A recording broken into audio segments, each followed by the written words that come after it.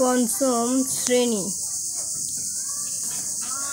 হিন্দু ধর্ম ও নৈতিক শিক্ষা। আজকে সমাধান করব পঞ্চম অধ্যায়ের। এই হচ্ছে 60 পৃষ্ঠা। 60 পৃষ্ঠার হচ্ছে শূন্যস্থান এবং মিলকরণ এবং টিক চিহ্ন, এবং 60 পৃষ্ঠাতে আছে সংক্ষিপ্ত প্রশ্ন ও বর্ণনামূলক প্রশ্ন। তাহলে আজকে আমরা একটি ভিডিওতে সমাধান করব পুরো পঞ্চম অধ্যায়ের সমাধান। তো এই হচ্ছে আমাদের পঞ্চম অধ্যায়, আমি দেখিয়ে দিই। এই হচ্ছে পঞ্চম অধ্যায়, শিষ্টাচার ও পরম মত সহিষ্ণুতা। তো তার আমরা সমাধান করব 60 ও 61 পৃষ্ঠা। এটি হচ্ছে 2025 সালের নতুন বই। তাহলে ভিডিওটি শুরু করা যাক। এখানে সর্বপ্রথমে আছে শূন্যস্থান। শূন্যস্থানে কি আছে? নর্ম ভদ্র আচরণকে ড্যাশ বলে। তো নর্মভদ্র আচরণকে কি বলে? আমরা সবাই জানি শিষ্টাচার বলে। তাহলে এখানে কি হবে? এখানে হবে শিষ্টাচার। তালুয়া শয় রশ্মি পেট কেটে মূলধনে শয় টয় আকার শিষ্টাচার, চয় আকার রচার শিষ্টাচার বলে। তারপরে এই যে শিষ্টাচার এখানে লেখা আছে, তোমরা এটা দেখে এটা লিখে দিলেই হয়ে গেল। তারপরে 2 নম্বরে আছে শিষ্টাচার ধর্মের কি হবে? অঙ্গ। সরোয়া উমৈগয় অঙ্গ। তারপরে আছে 3 নম্বরে নৈতিক গুণ হিসেবে শিষ্টাচার ড্যাশ প্রয়োজনীয়তা রয়েছে। তাহলে কি হবে 3 নম্বরে? প্রদর্শনের। এখানে হবে প্রদর্শনের। পয়রফলা দ তালব শয়রেব দন্তের নয় একার র, প্রদর্শনের প্রয়োজনীয়তা রয়েছে। তারপরে 4 নম্বরে আছে অন্যের যুক্তিযুক্ত মতকে শ্রদ্ধা করা বা মেনে নেওয়াকে বলে পরমত সহিষ্ণুতা। আমরা এখানে লিখি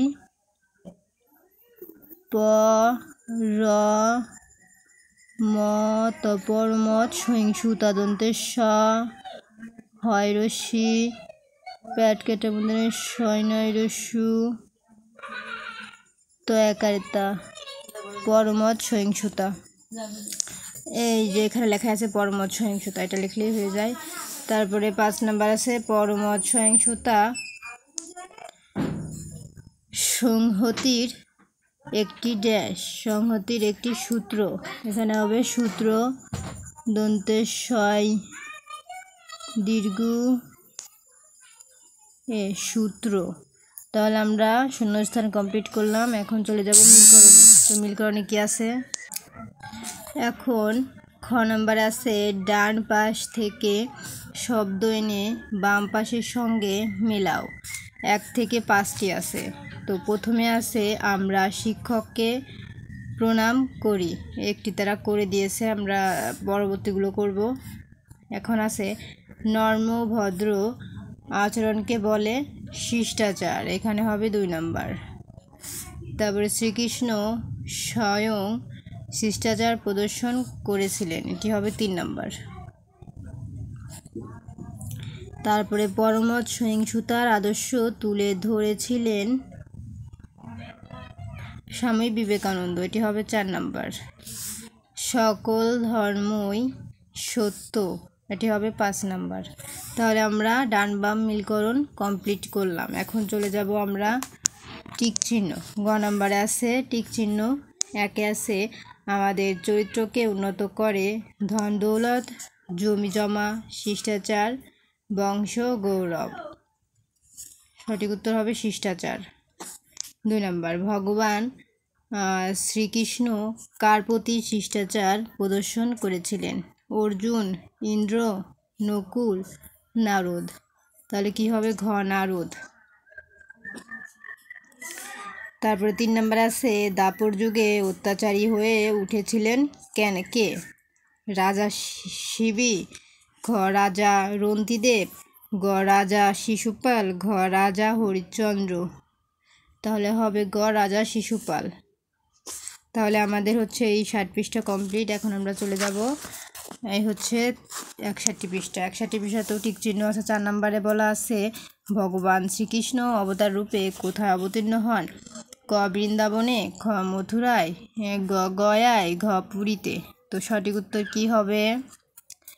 তো সঠিক উত্তর হবে খ মথুরায়। তারপরে নারদকে বলা হয় দেবর্ষি, শ্রুতর্ষি, ব্রহ্মর্ষি, মহর্ষি। তো হবে দেবর্ষি। তারপর আছে শিকাগোতে পরমত সহিংসতা দেখিয়েছিলেন। ক স্বামী বিবেকানন্দ, খ স্বামী প্রণবানন্দ, গ স্বামী বেদানন্দ, ঘ স্বামী বিবেকানন্দ। তো সঠিক উত্তর হবে স্বামী বিবেকানন্দ, ঘ। এখন আছে সংক্ষেপে উত্তর দাও 5টি প্রশ্ন। একে আছে শিষ্টাচার কাকে বলে? তাহলে আমরা 1 থেকে 5টি প্রশ্নের উত্তর চলো দেখে নিই। সরাসরি উত্তর এই হচ্ছে উত্তর। নর্ম ভদ্র ব্যবহারকে শিষ্টাচার বলে। 2 শিষ্টাচার প্রদর্শন করলে সমাজ কেমন হবে? উত্তর শিষ্টাচার প্রদর্শন করলে সমাজ শান্ত ও সুন্দর হবে। 3 শিশুপাল কোন দেশের রাজা ছিলেন? তিনি কেমন লোক ছিলেন? উত্তর শিশুপাল চেদি নামক একটি দেশের রাজা ছিলেন। তিনি খুব দুষ্টু ও অত্যাচারী লোক ছিলেন।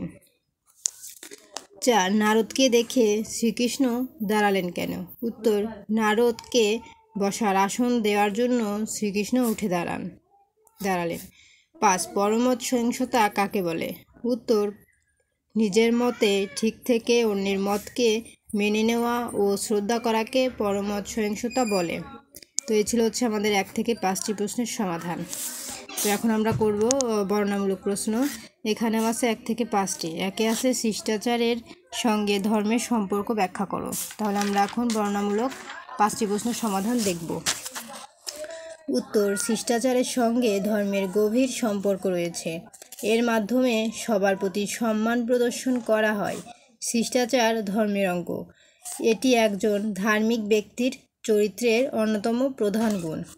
আমরা জানি ঈশ্বর জীবের মধ্যে আত্মারূপে বিরাজ করেন, তাই কারো প্রতি শিষ্টাচার প্রদর্শন মানে ঈশ্বরের প্রতি শ্রদ্ধা প্রদর্শন। এ কারণে ছোট বড় সকলের প্রতি আমরা শিষ্টাচার প্রদর্শন করি। 2 নম্বর দেবর্ষি নারদ কখন শ্রীকৃষ্ণের নিকট এলেন? তখন শ্রীকৃষ্ণ কিভাবে শিষ্টাচার প্রদর্শন করেছিলেন? উত্তর দেবরাজ ইন্দ্র পৃথিবীর শান্তি রক্ষার জন্য দেবর্ষি নারদকে পৃথিবীতে পাঠালেন। ভগবান শ্রীকৃষ্ণ তখন মথুরায় পিতা বাসুদেবের আলয়ে বাস করেছিলেন। নারদ ভগবান শ্রীকৃষ্ণের কাছে এলে তিনি উঠে দাঁড়ালেন, তাকে বসার আসন দিলেন এবং বসতে অনুরোধ জানালেন। এভাবে শ্রীকৃষ্ণ দেবর্ষি নারদের প্রতি শিষ্টাচার প্রদর্শন করেছিলেন। 3 নম্বর পরমত সহিংসতার গুরুত্ব ব্যাখ্যা করো। উত্তর সুশৃঙ্খল ও শান্তিপূর্ণ সমাজ প্রতিষ্ঠার ক্ষেত্রে পরমত সহিংসতার গুরুত্ব অপরিসীম। হিন্দু ধর্মের পাশাপাশি পৃথিবীর অন্যান্য ধর্মেরও অনেক ধর্মমত আছে। প্রতিটি ধর্মমতের নিজস্ব বিধিবিধান আছে, ধর্মচর্চা নিজস্ব পথ ও পদ্ধতি আছে। এক্ষেত্রে নিজের ধর্ম বা মতকে আমরা মানব অন্য ধর্ম বা মতেরও স্বীকৃতি দেব। পরমত সহিংসতা না থাকলে সমাজে শান্তি ও শৃঙ্খলা বিঘ্নিত হয়, সমাজে অশান্তির সৃষ্টি হয়। সুস্থভাবে রাষ্ট্র পরিচালনার ক্ষেত্রেও পরমত সহিংসতা প্রয়োজন। 4 শিকাগোতে বিবেকানন্দ হিন্দু ধর্ম সম্পর্কে যা বলেছিলেন তা তোমার পাঠ্যপুস্তক অনুসারে নিজের ভাষায় লেখো। উত্তর 1993 খ্রিস্টাব্দে সেপ্টেম্বরের 11 তারিখে আমেরিকার শিকাগো শহরে এক ধর্ম মহাসভা অনুষ্ঠিত হয়েছিল। সেখানে স্বামী বিবেকানন্দ হিন্দু সম্পর্কে বললেন, যে ধর্ম অন্যকে চিরকাল পরমত সহিংসতার ও সর্ববিধ মত স্বীকার করার শিক্ষা দিয়ে আসছে, আমি সেই ধর্মের অনুভুক্ত বলে নিজেকে গৌরবান্বিত মনে করি। আমরা শুধু সকল ধর্মকে সহ্য করি না, সকল ধর্মকেই সত্য বলে বিশ্বাস করি। 5 তুমি তাদের সকলের একমাত্র লক্ষ্য। কে কাদের একমাত্র লক্ষ্য, কেন? উত্তর, এখানে তুমি বলতে পরম করুণাময় ঈশ্বরকে বোঝানো হয়েছে। তিনি সকলের একমাত্র লক্ষ্য। পৃথিবীতে নানা ধর্মের ধর্মমত ও উপাসনা পদ্ধতির মধ্যে পার্থক্য থাকলেও ঈশ্বর এক এবং অদ্বিতীয়। আমরা আমাদের বিভিন্ন ধর্মমত ও উপাসনার মাধ্যমে এক ঈশ্বরের স্তুতি করি, অর্থাৎ সাধনার বিষয় এক, কিন্তু সাধনার পথ বহু। এজন্য শ্রীরামকৃষ্ণ পরম সংঘদেব বলেছেন, যত মত তত পথ, অর্থাৎ উপাসনার পথ বিভিন্ন হলেও উপাস্য এক এবং অদ্বিতীয়। তো এই ছিল আমাদের 5টি প্রশ্নের সমাধান। তো আমাদের পঞ্চম অধ্যায় কমপ্লিট। ষষ্ঠ অধ্যায়ের ভিডিও দেখার জন্য অবশ্যই সাবস্ক্রাইব মাই চ্যানেল।